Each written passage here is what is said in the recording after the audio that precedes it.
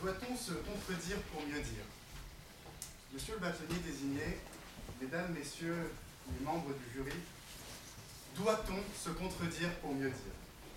La question mérite indéniablement d'être posée, bien que l'on ne sache ni à quel titre, ni à quelle fin.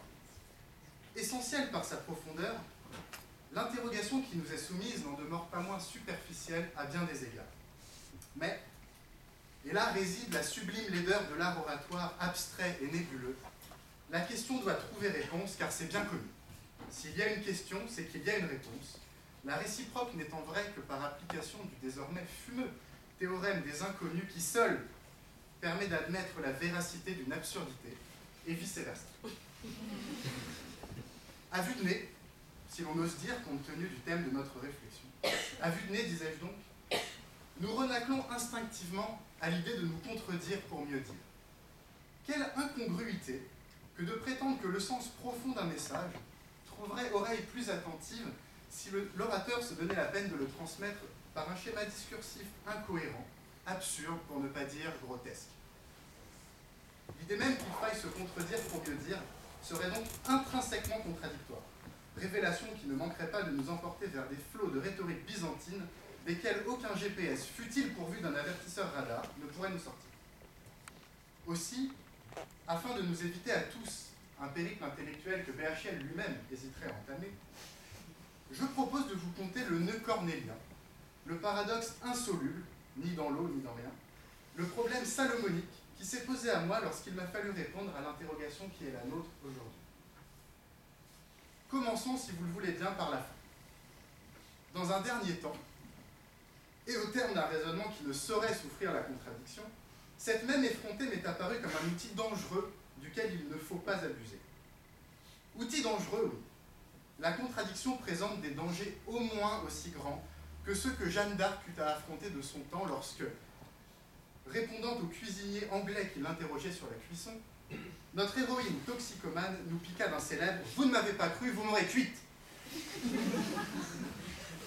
Mais revenons à nos moutons, je parlais de périls immenses. Un péril démocratique. Oui, mesdames et messieurs, un péril démocratique. La contradiction fragilise les fondations de la démocratie, car celui qui adopte des propos contraires à tout va se soustrait à la critique et empêche ses adversaires de le tenir comptable de ses actions. L'inénarrable Coluche, que je m'apprête à vous narrer de ce pas, l'avait très justement relevé en rapportant les propos de M. Le Canuet. Je ne suis ni pour, ni contre, bien au contraire. Cette stratégie de l'esquive, c'est en définitive la stratégie du lâche, et de celui qui, par son aveuglement ou sa mauvaise foi, refuse de reconnaître la fausseté de son analyse. Admettre cela, c'est finalement faire sienne la définition de l'économiste donnée par Michel Rocard. Un économiste est quelqu'un qui peut vous expliquer le lendemain pourquoi il s'est trompé la veille.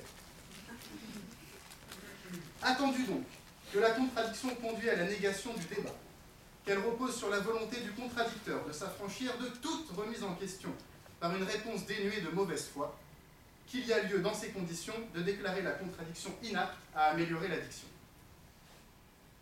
Outil d'esquive, la contradiction est également un outil d'embrigadement. Magie du verbe, verbe magique. Le poids des mots, certains ajouteraient le choc des fautes. La langue, mesdames et messieurs, offre un pouvoir sur l'homme qui ne requiert nul matraque. Noam Chomsky ne disait-il pas « les dictatures ont la violence et les démocraties les médias » D'ailleurs, qu'est-ce que le pouvoir si ce n'est cette action qui maintient comme libre celui sur qui elle s'exerce? Et c'est ici, avec un plaisir non dissimulé, que je vous livre l'un des plus emblématiques exemples de l'impalpable réalité de l'emprise des mots, tiré de l'œuvre atemporelle de George Orwell, 1984. La guerre, c'est la paix. L'esclavage, c'est la liberté. Et l'ignorance, c'est la force. Le sens des mots est contingent. Gardons-nous des contradicteurs mal intentionnés qui, au prétexte de dissiper le désordre, ne font que donner l'illusion de l'ordre. Et parlons-en du désordre, puisque nous autres juristes en savons long sur le sujet. Nul n'est censé ignorer la loi. La belle affaire. Encore faudrait-il que la loi soit intelligible et cohérente. Quand le Conseil d'État dit blanc, la Cour de cassation dit noir. Quand le législateur dit oui, le Conseil constitutionnel dit non. Mais quelle pagaille! Et cela sans mentionner les perles rédactionnelles du type de cet arrêté de 1917 qui avait interdit aux voyageurs d'un train de monter ou descendre si celui-ci était complètement arrêté. Summum de la contradiction, alors qu'ils évoluent dans un environnement où la sécurité juridique est à la sécurité ce que la musique militaire est à la musique, les avocats n'ont pas le droit de développer des argumentations contradictoires à l'audience. L'estopel l'interdit.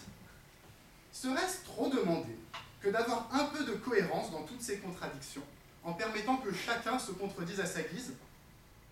Définitivement, contredire n'aide pas à mieux dire. En revanche, contredire peut aider à mieux dire. Et j'en prendrai deux illustrations. La contradiction est d'abord une technique d'art, manière de faire une chose selon une certaine méthode ou selon certains procédés. L'art est partout. L'art de la paix, l'art de la guerre, agir selon les règles de l'art, et bien évidemment l'art du cochon. Or, de même que tout est bon dans le cochon, tout est bon dans l'art, raisonnement que j'aurais été ravi de tenir dans ma copie de bac philo, mais que voulez-vous? Quoi qu'il en soit, nombre d'artistes usent du procédé contradictoire pour donner la puissance nécessaire à leurs œuvres. Comme Oscar Wilde, je ne résiste pas ici à la tentation de clamer avec un certain flegme que l'œuvre de La Belle et la Bête incarne parfaitement l'utilité que revêt la contradiction au service de l'art. Voilà une bête hideuse qui, parce qu'elle a un cœur d'or, parvient à envoûter une charmante donzelle. Derrière l'horreur se cache la beauté. Quel merveilleux message! Ne vous fiez pas aux apparences, n'ayez aucun égard pour elle. Enfin, bon sang, nous sommes entre nous. Soyons honnêtes au moins 2 secondes dans notre vie d'avocat. Si certains des intervenants de cette école se présentaient devant nous avec une barbe longue comme le bras, une chemise hawaïenne, un short et des tongs, je crois pouvoir affirmer que nous accorderions moins de crédit à leurs propos. Ce qui n'est d'ailleurs nullement contradictoire avec le constat que la contradiction peut, elle, être mise au service du propos. Ainsi de Chimène, qui dans le Cid s'ouvre à Rodrigue en ces termes.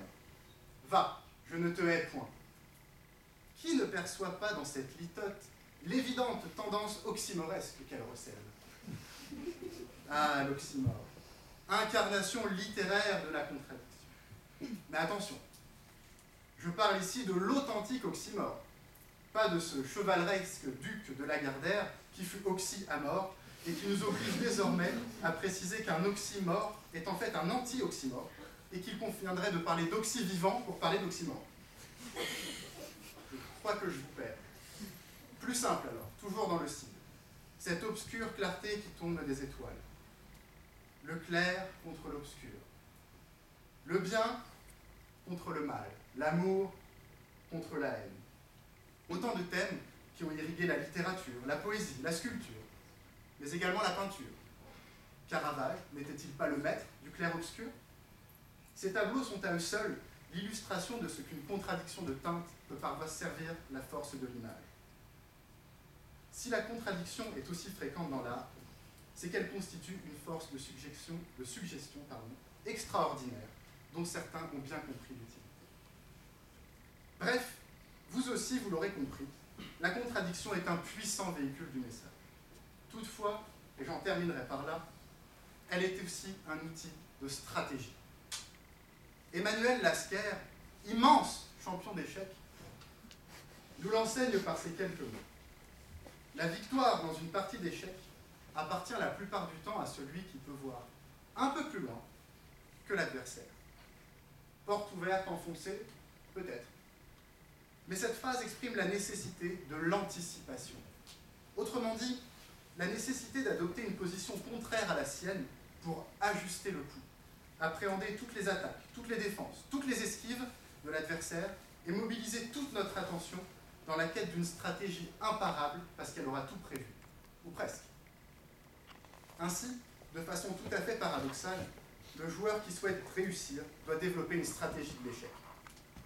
De même, L'avocat qui souhaite remporter son procès doit, comme sur un échiquier, et avec le chéquier de son client, anticiper sur les argumentations de la partie adverse et sur les réactions du juge. En définitive, il ne s'agit ni plus ni moins que d'une adaptation à la joute judiciaire de principes d'arts martiaux, lesquels supposent, pour vaincre l'adversaire, d'être capable d'anticiper son mouvement, voire de provoquer une attaque pour ensuite retourner la force de l'autre contre son adversaire. L'aïkido et le judo sont les exemples parfaits de ce que la meilleure défense n'est jamais d'opposer une force au moins égale à celle qui nous est appliquée. La meilleure défense, c'est de savoir plier, tel le roseau de La Fontaine, pour mieux détourner l'énergie et la renvoyer ensuite. Mesdames et messieurs, le temps passe, et je suis moi-même contraint de plier sous le poids de l'aiguille qui tourne. Nous étions de toute façon arrivés au début de ma réflexion qui, je l'espère, ne vous aura convaincu de rien.